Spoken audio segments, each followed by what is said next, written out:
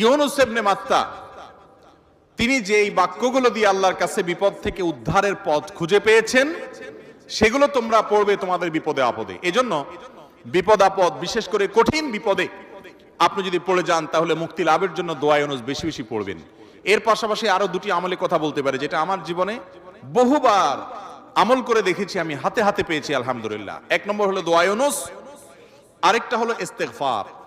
এটাও হাদিসে আসছে, নবী করিম সাল্লাল্লাহু আলাইহি ওয়াসাল্লাম বলেছেন, মান লাজিমাল ইস্তেগফার, যে ব্যক্তি ইস্তেগফারকে লাজিম বানায় নেয়। লাজিম বানায় নেয় মানে কি? মানে পড়তেই থাকে, থামে না। টয়লেটে গেছে তখন শুধু বন্ধ, খাচ্ছে তখন শুধু বন্ধ, ঘুমাচ্ছে তখন শুধু বন্ধ, আর সারাক্ষণ পড়তেই থাকে ইস্তেগফার।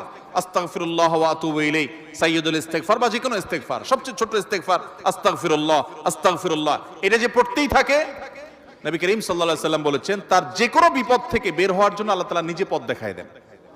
এমন ভাবে পথ দেখাবেন সে কল্পনাও করবে না। এবং জীবনে বহুবার আমি আমলটা করে দেখেছি, কঠিন কঠিন বিপদে আল্লাহ তাআলা কিভাবে উদ্ধার করেছেন, আমি নিজে অবাক হয়ে গেছি, সারপ্রাইজড হয়ে গেছি। নাম্বার 3, দুরুদ।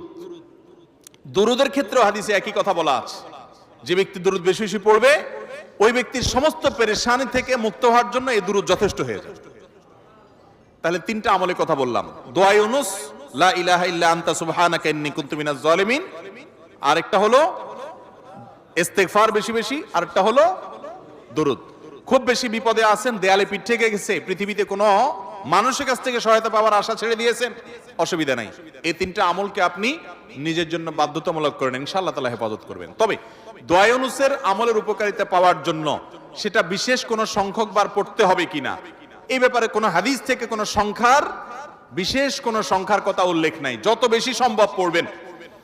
দুনিয়াবি কোনো বিষয় হাসিলের জন্য অভিজ্ঞতার আলোকে, রুকিয়া হিসাবে, ঝাড়ফুঁক হিসাবে, বা দুনিয়ার কোনো কাজে আল্লাহর কাছে প্রার্থনার অংশ হিসাবে তাজরিবা দ্বারা অনেক আমল, যেমন ঝাড়ফুঁকের মধ্যে যেরকম, রুকিয়ার মধ্যে যেরকম বিভিন্ন আমল, আয়াত, হাদিস, সংখ্যা ঠিক করে আপনার ওলামায়ে কেরাম করে করে সেটা তাজরিবা পেয়েছেন, ওই আলোকে করা যায়, সেভাবে করা যেতে পারে।